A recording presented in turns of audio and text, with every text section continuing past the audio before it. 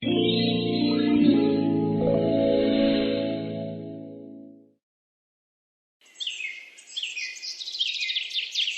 की नई महाकाय सूर्य। आज उसकी पहली रसोई की रस्म थी, इसलिए वो सुबह सुबह ही उठकर तैयार हो गई और अपनी पहली रसोई की रस्म के लिए रसोई में जाती है। आज मेरी पहली रसोई है, ऐसा करती हूँ खाने में हलवा पूरी और मटर पनीर बना लेती हूँ, साथ में दही भल्ले और गुलाब जामुन भी बना लूंगी। वो खाना बनाने की तैयारियों में लग जाती है कि तभी उसकी सास और जेठानी वहाँ आती है। अरे ये क्या बना रही हो छोटी बहू? माँ जी बस अब थोड़ी देर और लगभग सारा खाना बनकर तैयार है। क्या कहा? सारा खाना तैयार है? क्या हुआ जेठानी जी, मैंने कुछ गलत कहा क्या? अरे बहू, वो इसलिए हंस रही है क्योंकि जितना खाना तूने बनाया है ना, इससे तो 2 लोगों का पेट भी ठीक से नहीं भरेगा। तू जानती है ना हमारा भरा पूरा परिवार है, तू जानती है ना हमारी जॉइंट फैमिली है।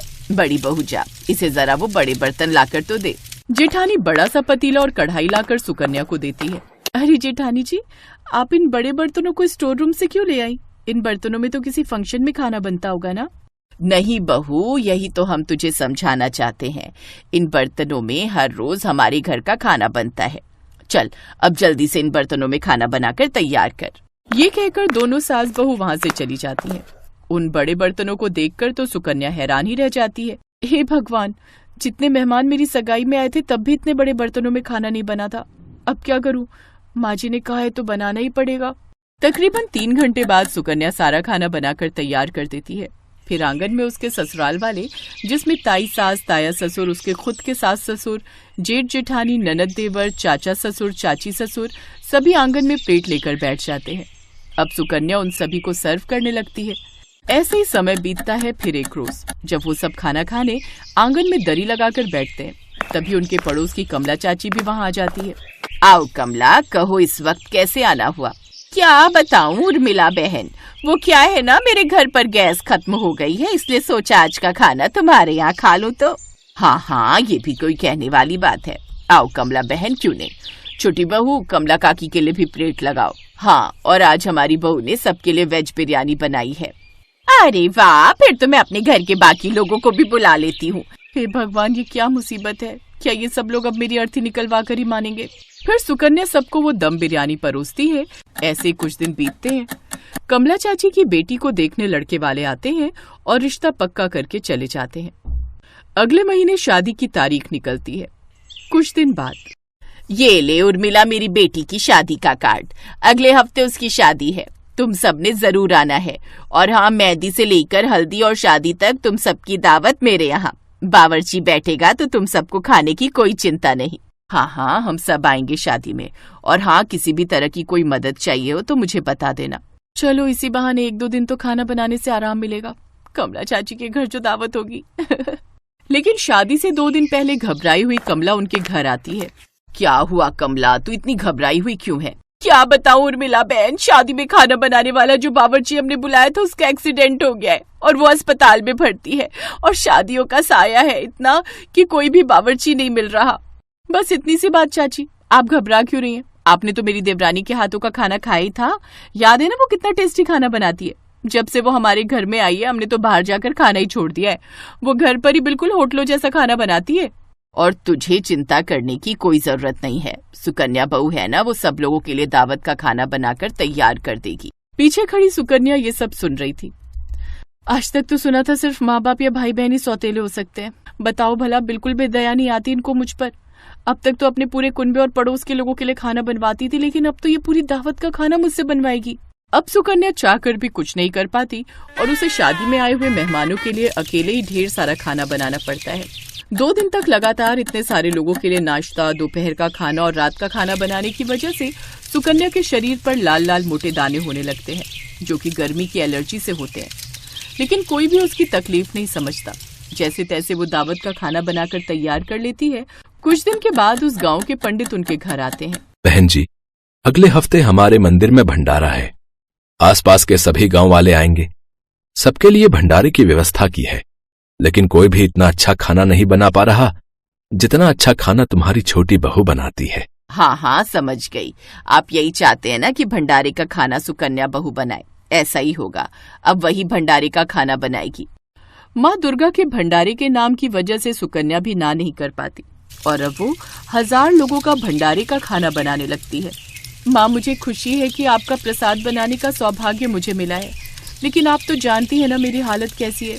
कुछ तो चमत्कार दिखाइए माँ। सुकन्या ये कही रही थी कि तभी वो चक्कर खाकर गिर जाती है। सभी उसे जल्दी से अस्पताल ले जाते हैं, जहाँ डॉक्टर उनसे कहता है, डॉक्टर साहब, मेरी पत्नी ठीक तो है ना? एक बात बताइए, ये किसी ईंट की भट्टी में काम करती है क्या? क्या नहीं तो, लेकिन आप ऐसा क्यों कह रहे हैं? क्योंकि इनके पूरे शरीर पर गर्मी की एलर्जी, दाने और रैशेज हैं, जो बहुत देर तक गर्म चीज के पास खड़े रहने से होते हैं। और जब वो एलर्जी ज्यादा बढ़ गई तो उसके कारण उनकी बॉडी का सारा पानी सूख गया और इसीलिए ये बेहोश हो गई। हे भगवान, मैंने पहले अपनी पत्नी पर ध्यान क्यों नहीं दिया? आज मेरी वजह से ही वो इस हालत में है। नहीं बेटा, सारी गलती तो हमारी है। हमने हर दिन इससे पतीले भर भर कर दावत का खाना बनवाया और आए दिन लोगों की तादाद बढ़ती चली गई। कुछ ही दिनों में लोगों की तादाद कब 100 से 1000 में बढ़ती चली गई, हमें पता ही नहीं चला। असल में इसके सबसे बड़े गुनहगार तो हम हैं। बिल्कुल ठीक कहा माँ जी। देवरानी पर हम बोझ पर बोझ डालते गए और हमें पता ही नहीं चला, लेकिन अब से ऐसा नहीं होगा। अब हम सब उसकी मदद करेंगे और उसका खूब ख्याल रखेंगे। कुछ दिनों बाद वो पूरी तरह से ठीक होकर घर आती है और वो हाथ जोड़कर माँ दुर्गा का धन्यवाद करती है। सपना, प्रीति और भूमि की शादी शहर में बसे 3 भाइयों आलोक, पराग और रौनक से हो जाती है। शादी करके तीनों जैसे ही अपने ससुराल आती हैं तो हाथ में आरती की थाली लिए उनकी सास जानकी उनका गृह प्रवेश करवाते हुए कहती है, आओ मेरी तीनों बहुओं, अब अपने पैरों से इस कलश को गिराकर अंदर आ जाओ। जी सासू माँ। बड़ा सा ससुराल देखकर तीनों देसी बहुएं टशन में बोलती हैं, हाय दैया, ये तो एकदम फिल्म स्टार शाहरुख खान के घर जैसा घर है प्रीति। हाँ सपना, अगर ऐसा घर अपने गांव में होवे ना तो गर्दा गर्दा मच जाई। हमको तो अपनी आंखन पर विश्वास ही नहीं हो रहा है कि हमारी शादी इतना बड़ घर में हुई है। उनकी बातें सुनकर उनकी ननद श्रुति कहती है, ओ गॉड, अभी इन्हें आए 1 पल भी नहीं हुआ और इन्होंने अपनी गवारपंथी दिखानी शुरू कर दी। जरा अपने कायदे में रहकर बात करो ननद जी, आप हम तीनों बहनों के बारे में नहीं जानती हैं। अरे पूरे बनारस में हम तीनों बहनें अपने जुगाड़ूपन के लिए फेमस हैं, फेमस। ओहो, अब बस भी करो तुम ननद भाभी ने अभी से ही नोकझोंक शुरू कर दी। चलो अब मेरे तीनों बेटे अपनी अपनी बीवियों को उनके कमरे दिखा दो। अगले दिन सुबह तड़के 5 बजते ही तीनों बहुओं की आंख खुल जाती है और वो किचन में साफ सफाई पर लग जाती हैं। तभी उनकी ननद श्रुति किचन में जाती है तो वो देखती है कि उसकी तीनों भाभियां मिट्टी से बर्तन घिस रही होती हैं। अरे मेरी मंद बुद्धि भाभियों, ये सब क्या गंद मचा रखा है? और तुम तीनों को नींद नहीं आ रही है क्या, जो आधी रात को ये खटर पटर लगा रखी है? उक्का है ना ननद जी, हमरे गांव में तो सुबह 5 बजे सब जग जावत है और हमरे गांव में तो मिट्टी से ही बर्तन मांजते हैं। हाँ, इससे 2 फायदा है, एक तो बर्तन भी अच्छे से चमक जावत है और साथ ही साबुन के पैसा के भी बचत हो जात है। अरे पर ये तुम्हारा बनारस गांव नहीं बल्कि मुंबई शहर है। यहाँ ये सब जुगाड़ूपन मत दिखाओ और अपनी ये सब बचकानी हरकतें बंद करो प्लीज। श्रुति तीनों जुगाड़ बहुओं को झड़प कर चली जाती है। ऐसे ही कुछ दिन बीत जाते हैं। एक रोज जब वो तीनों किचन में खाना बना रही होती हैं कि तभी सिलेंडर खत्म हो जाता है। अरे मोरी मैया, ये चूल्हा तो लगता है बिता गया। अरे बहू, रोटियां बन गई हो तो जल्दी से ले आओ। अरे बाप रे, अब क्या होगा? हमको जल्दी से अपना कोनो जुगाड़ लगाना होगा। तभी उनका ध्यान पूजा घर में रखी लकड़ियों पर जाता है। बस फिर क्या था, वो 4 ईंटें लेकर आती हैं और उसका चूल्हा बनाकर उसमें गर्मा गर्म रोटी बनाकर सबको खिलाती हैं। पता नहीं क्यों लेकिन कुछ धुएं धुएं की स्मेल आ रही है। सही कहा भैया। तभी उन सबकी नजर किचन में से निकल रहे धुएं पर जाती है। सभी दौड़ते हुए किचन में जाते हैं। अरे मेरी भोली बहुओं, जब किचन में गैस सिलेंडर है तो फिर तुम तीनों चूल्हा क्यों फूंक रही हो? सासू माँ, आपका सिलेंडर तो कब का बाय बाय बोल गया, इसीलिए हम जुगाड़ लगाकर चूल्हा जलाई लिए। वो सब तो ठीक है मेरी जुगाड़ू बहुओं, मगर तुम ये लकड़ियाँ कहाँ से उठाकर ले आई? सासू माँ, ये तो हम पूजा घर में रखी लकड़ियाँ लाए हैं। अपनी जुगाड़ू बहुओं की हरकतें देखकर जानकी कहती है, अरे बैल बुद्धि बहुओं, वो तो चंदन की लकड़ियाँ थी जिसे मैंने हवन के लिए मंगवाया था और तुमने चंदन की लकड़ियाँ रोटी सेकने में फूंक दी। ओहो, अब जो हो गया सो हो गया सासू माँ, अब हमको माफी दे दियो। इतना कहकर तीनों बहुएं माफी मांगकर मामले को ठंडा कर देती हैं। ऐसे ही समय बीतता है। फिर एक सुबह जब सब नाश्ता कर रहे थे तो गिलास में रखा जूस रौनक के फोन पर गिर जाता है और उसका फोन भीग जाता है। ओह नो, आज ही मुझे मीटिंग के लिए बाहर जाना था और आज ही इस फोन को भी खराब होना था। शॉप वाला तो इसे रिपेयर करने में 2-3 दिन का टाइम लगा देगा। अरे पतिदेव, अपना फोन हमको दो, हम अभी इसे बिना पैसा खर्च किए ठीक कर देंगे। अरे मेरी गवार भाभी, इस फोन को जुगाड़ की नहीं बल्कि दुकानदार की जरूरत है। अब अपनी कोई जुगाड़पंती करके भैया के इस फोन को डेड बॉडी में मत बदल देना। इसके बाद श्रुति उस फोन को कपड़े से पोंछकर कुछ देर धूप में रखकर फिर उसे चावल के कनस्तर में डाल देती है और ठीक 1 घंटे बाद फोन रौनक को देती है और टशन मारते हुए अपनी ननद से कहती है, का हुआ ननद जी, भेजा चकरा गया का हमार जुगाड़ देखकर? अरे वाह भूमि, तुमने तो सचमुच में 1 घंटे के अंदर ही मेरा फोन बिल्कुल ठीक कर दिया। देखा हमरा कमाल, फोन भी झट से ठीक हो गया और पैसा भी बच गया। अरे जुग जुग जियो मेरी प्यारी बहुओं, आज तो सचमुच तुमने बचत करके सर्वगुण संपन्न बहुओं वाला काम किया है। हाँ सचमुच, तुमने तो कमाल कर दिखाया। रौनक और सास के मुंह से तारीफ सुनकर उन तीनों बहुओं को शह मिल जाती है। ऐसे ही एक दिन जब सपना वैक्यूम क्लीनर से घर की सफाई कर रही होती है तो अचानक से वैक्यूम क्लीनर काम करना बंद कर देता है। अरे मोरी मैया, ये बिजली से चलने वाला झाड़ू तो बंद हो ही गवा, अब क्या करें? जल्दी से कौनो जुगाड़ सोच सपना, ताकि अपना कामो बन जाए और हमरे पैसे भी बच जाए। सपना ये सोच ही रही होती है कि तभी उसका ध्यान अपनी सोसाइटी के पार्क में लगे खजूर के पेड़ पर जाता है। अरे वाह, क्या जुगाड़ू आइडिया आया है हमरे दिमाग में। सपना सोसाइटी के पार्क में जाती है और खजूर के घने पत्तों को तोड़ने लगती है कि तभी वहां गार्ड आकर गुस्से में बोलने लगता है, अरे ओ बॉडम औरत, इन पेड़ों को क्यों तोड़ने में लगी हुई हो? अरे ओ चौकीदार बाबू, अगर ज्यादा चबड़ चबड़ की ना तो हम देंगे तो को एक उल्टे हाथ का, समझे? और वैसे भी ये पार्क तो हर बाप का है का? गार्ड को 4 बातें सुनाकर सपना खजूर के घने पत्ते तोड़ लाती है और उन्हें लेकर घर आती है और उससे झाड़ू बनाकर तैयार करती है और झाड़ू लगाने लगती है।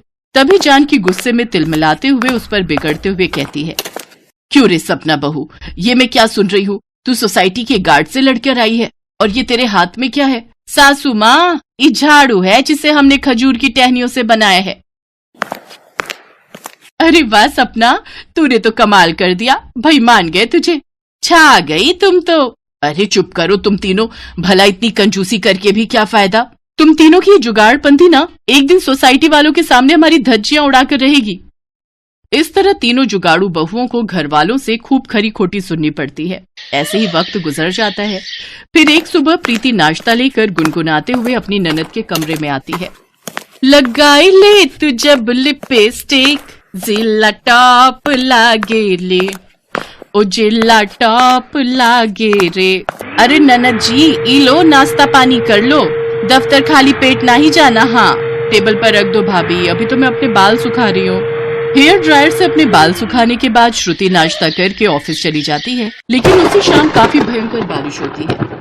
अरे प्रीति, तुम मेरा वाला कुर्ता पजामा प्रेस करके रख देना, कल मैं ऑफिस वही पहन कर जाऊंगा। जी हमरे बलमा। इतना कहकर प्रीति अपनी ननद के कमरे में जाती है और उसका हेयर ड्रायर लाकर उससे अपने पति के कपड़े सुखाने लगती है। लेकिन तभी उसे तेज बिजली का करंट लगता है और वो चिल्लाते हुए कहती है, अरे मोरी मैया, मर गई रे मर गई, कौनो हमको तनिक बचाओ तो। सभी भागते हुए अंदर आते हैं और श्रुति जल्दी से बोर्ड का स्विच बंद करती है। अरे ये सब कैसे हुआ? प्रीति उसे सारी बात बताती है और श्रुति उन्हें खूब सुनाती है। भाभी, मैंने तुम्हें पहले भी समझाया था ना, आज अपनी बेवकूफियों की वजह से तुम्हारी जान तक भी जा सकती थी। मैं कहती हूँ अब तो अपनी इन जुगाड़पंथियों से तुम तीनों बाज आ जाओ, नहीं तो अठन्नी चवन्नी बचाने के चक्कर में एक दिन अपनी जान से हाथ धो बैठोगी। श्रुति बेटी बिल्कुल सही कह रही है, बहू इतनी कंजूसी भी अच्छी नहीं, और जिसका काम वो उसी को साजे, कोई दूजा करे तो बुद्धू बाजे। हमको समझ आ गया सासू माँ, अब हम कोनो भी काम में जुगाड़ नहीं लगाएंगे। ननद और सास की बातों से उन तीनों को अक्ल आ जाती है और वो तीनों अपनी जुगाड़पंथी छोड़कर अपनी ननद और सास से शहरी तौर तरीके सीख लेती हैं और वो तीनों अपने ससुराल के रंग में ढल जाती हैं।